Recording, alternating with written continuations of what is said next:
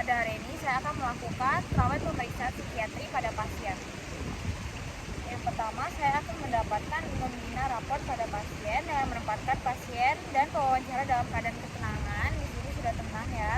Kemudian menemukan keluhan dan mengekspresikan rasa empati, menilai etikat pasien dan menjadi mitra, menunjukkan keahlian, menegakkan wibawa sebagai dokter dan ahli terapi, serta menyeimbangkan peran sebagai pendengar yang simpatik, seorang yang ahli dan orang yang berwenang.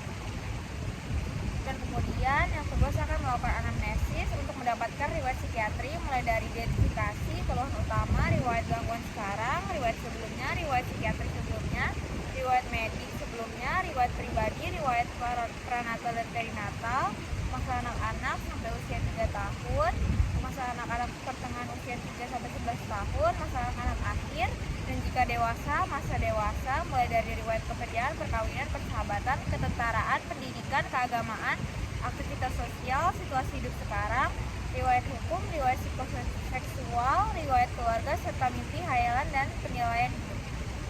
Di sini saya sudah bersama pasien. Baik. Selamat siang Ibu, perkenalkan nama saya Dr. Ina, salah dokter yang akan melayani Ibu pada pagi hari ini. Sebelumnya boleh diperkenalkan dirinya ya Ibu. Selamat sore dok, nama saya Ani. Ya, Ibu Ani usianya berapa tahun Ibu? Usia saya 25 tahun. Baik, untuk Ibu Ani alamatnya sekarang ada di mana Ibu? Saya tinggal di Surabaya. Di Surabaya ya Ibu. Untuk Ibu Ani sendiri orang asli Jawa? Iya, saya orang asli Jawa. Baik, kalau boleh tahu untuk agamanya apa ya? Agama saya Islam, Ya. Untuk pendidikan terakhir? S1 ekonomi. Baik, untuk sekarang Ibu Ani apakah sudah bekerja atau belum? Saya belum bekerja. Belum bekerja ya Ibu. Baik, untuk perkawinan apa Ibu sudah pernah menikah sebelumnya? Belum menikah. Baik, untuk status keluarga apakah Ibu mempunyai saudara? Saya anak kedua dari 3 bersaudara. Baik, anak kedua dari 3 bersaudara ya Ibu. Baik, kalau begitu Ibu Ani apa ada yang bisa saya bantu? Iya dok, saya sering tiba-tiba merasa sesak seperti tercekik. Udah terbangun tengah malam, tiba-tiba keringat dingin dengan jantung saya yang berdebar-debar seperti mau dicopot rasanya. Saya beberapa kali ke UGD dok, namun setelah diperiksa oleh dokter di sana ternyata nggak ada apa-apa. Baik, setelah diperiksa ternyata nggak ada apa-apa ya Ibu. Baik. Kalau kata dokter UGD, kira-kira apakah penyakit Ibu ini hanya ada di pikiran Ibu saja atau bagaimana ya penjelasannya? Kata dokter di UGD, saya mengalami kecemasan dok, faktor pikiran saja, padahal saya tidak merasa kepikiran sesuatu. Baik, kalau begitu Ibu Ani, kira-kira Ibu Ani ini ngalaminnya sejak kapan ya Ibu? Sejak sekitar 2 bulan yang lalu dok, saya sampai stres dan takut jika hari menjelang malam. Takut tiba-tiba terbangun kembali, merasa sesak dan berdebar seperti sebelumnya. Baik, berarti sekitar 2 bulan lalu ya Ibu. Baik, kalau begitu kira-kira dalam 2 bulan ini apa ada emang masalah gitu ya Bu? Atau sesuatu yang terjadi gitu, sampai Ibu sampai ke UGD gitu? Tidak ada masalah apapun menurut saya. Memang saya saat ini sedang dalam upaya mencari kerja lagi dok. Tapi menurut saya hal tersebut tidak sampai membuat saya kepikiran. Saya masih ada sisa uang tabungan dari pekerjaan saya yang dulu. Jika ditanya apa yang jadi bahan pikiran saya saat ini, ya kesehatan saya ini dok yang menjadi bahan pikiran saya. Ya, berarti emang kepikiran masalah kesehatannya ini saja ya Bu. Baik, kalau sekarang berarti Ani tinggalnya sama siapa? Dengan orang tua dan adik dok. Dengan orang tua dan adiknya ya. Kalau untuk hubungan Ani sama ibu dan ayahnya sendiri bagaimana di rumah? Hubungan saya dengan orang tua saya insya Allah baik dok. Hanya saja memang mereka sepertinya sumpah lihat saya banyak di rumah, terutama ibu saya. Saya diharapkan segera bisa mencari dapat pekerjaan lagi. Baik. Ibu berarti sumpahnya tuh gimana Bu? Kayak ibu kan bilang katanya ibu suka ngomel, terus ibu juga ngerasa sumpah gitu ya. Itu gimana perasaan ibu?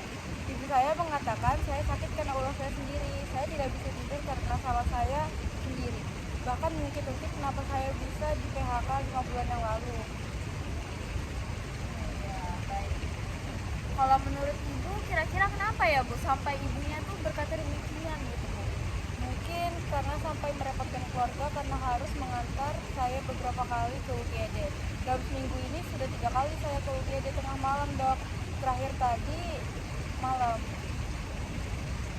Ya, berarti seminggunya udah 3 kali ke UGD dan terakhir tadi malam gitu ya Bu. Ya. Baik. Saya turut empati mendengarnya ya Ibu Ani ya. Kalau tadi Ibu katanya marah-marah dan sumpah gitu ya Bu. Kalau ayahnya sendiri bagaimana tanggapannya Ani? Ayah saya biasa aja dok, tidak banyak bicara. Ibu yang cenderung dominan di rumah.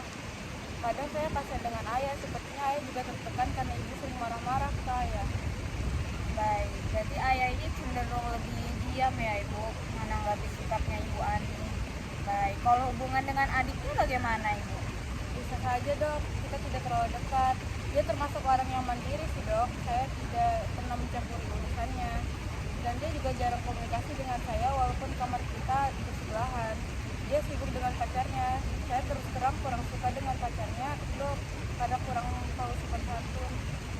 Baik, berarti untuk adiknya ini sibuk sama pacarnya ya, dan Ibu kurang suka karena menurut Ibu kayak kurang sopan santun gitu ya Ibu. Kalau untuk Ibu Ani sendiri apa sudah punya pacar atau dulu mungkin pernah pacaran sebelumnya? Saat ini tidak punya pacar dok. Dulu pernah pacaran, kita putus sekitar hari-hari sebelum saya di PHK karena dia satu tempat kerja dengan saya dok. Hal ini yang akhirnya membuat ibu saya menyalahkan saya. Ibu sudah melarang saya berpacaran dengannya, namun tidak saya dengarkan. Kita tetap berjalan bersama. Memang kita beda keyakinan dok, dan mantan pacar saya itu sebenarnya seperti saya. Baik, berarti ini berpisahnya karena berbeda keyakinan seperti itu ya Ibu.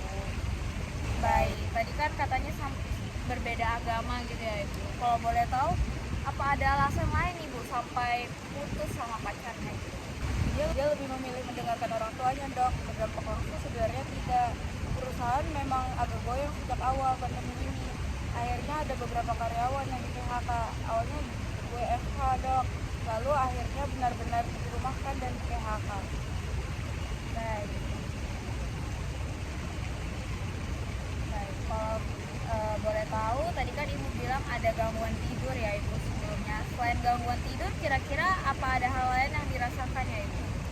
Ada dok, saya jadi mudah lupa. Dia sering mengatakan saya lemot.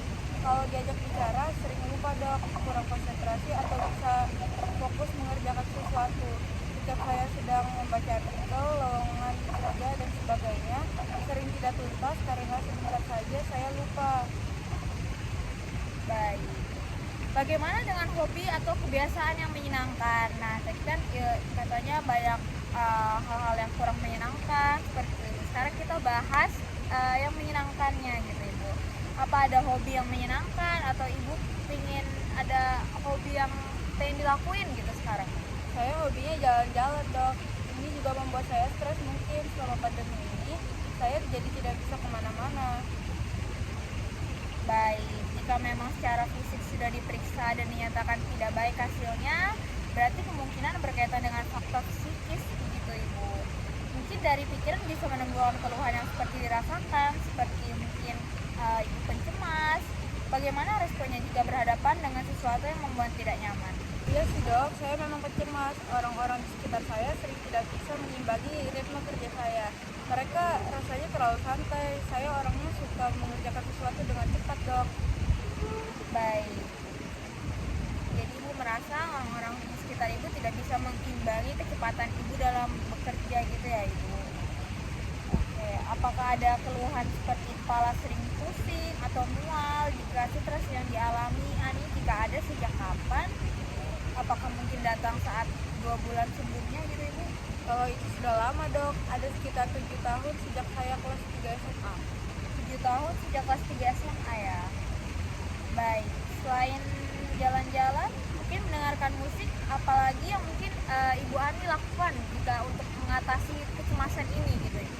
Paling saya keluar jalan-jalan, namun itu pun sesudah saya menyelesaikan urusan saya. Saya tidak mungkin bisa tenang jika pekerjaan saya belum selesai. Baik, pernahkah ada pikiran sumpek ini karena urusan yang begitu banyak belum selesai sampai muncul rasa putus asa gitu Ibu, kayak ingin menyerah gitu? Sering dok, beberapa kali saya bahkan rasanya ingin mati karena tidak ada yang mengerti apa yang saya rasakan. Baik, pernah sampai ada terngiang di telinga suara yang menghakimi atau menjelek-jelekan mungkin begitu Ibu? Dan yang lebih di pikiran dok, saya sering teringat omongan mereka. Kalau boleh tahu omongannya siapa? Terus gimana gitu omongannya? Ibu saya, kakak saya, teman-teman saya, dan masih banyak lagi mengatakan kalau saya tidak mampu melakukan ini dan itu. Padahal saya sudah benar-benar melakukan sama semua tugas saya. Baik, kalau begitu kira-kira apakah di dalam keluarga ada yang mengalami seperti yang Ibu Ani rasakan seperti itu? Mungkin ada yang mengalami gangguan kejiwaan lainnya, misalnya mungkin suka mengurung diri atau marah-marah tanpa sebab gitu. Ibu saya termasuk pencemas juga dok, sering marah-marah di rumah. Oh iya Ibu, kalau gitu dari yang Ibu sampaikan, mulai dari sering berdebar, sesak, lemas, rasanya akan mati seperti itu ya Ibu, yang Ibu bilang tadi sudah berlangsung sekitar 2 bulan, ada gangguan tidur, konsentrasi terganggu, pusing, mual, terutama jika memikirkan banyak hal. Nah, ini tuh mungkin merupakan gejala yang mengarah ke gangguan panik dan gangguan kecemasan Ibu. Ini perlu ditangani dengan benar. Bagaimana dok? Baik, saya akan memberikan resep obat-obatan ya Ibu. Ini obat yang akan mengatasi kecemasannya. Nanti Ibu bisa kontrol kembali sebulan sebelum obatnya habis. Kita lihat nanti bagaimana perkembangan Ibu ya Ibu. Apa nanti saya akan ketergantungan dok? Bagaimana dengan efek sampingnya? Nah, nanti selama masih dalam pengawasan saya sebagai dokter, saya bisa pastikan aman dan membedakan antara ketergantungan sama kebutuhan ya Ibu. Kalau dalam kasus ini memang perlu obat dan tidak dapat obat malah nanti kasihan ibunya, terganggu aktivitasnya sepanjang hari. Baik dok, apalagi yang harus saya lakukan untuk mengatasi kecemasan saya yang tiba-tiba muncul dok? Nah, kalau itu ibu nanti bisa lakukan teknik relaksasi pernafasan seperti nanti ibu bisa mensugesti diri dengan hal yang positif, berusaha mengoptimalkan berpikiran positif agar hatinya juga ikut tenang ya ibu. Semua pasti baik-baik saja. Baik dok, terima kasih. Sama-sama Anis, semoga lekas sembuh, semoga membaik keadaannya, nanti bisa kontrol lagi ya.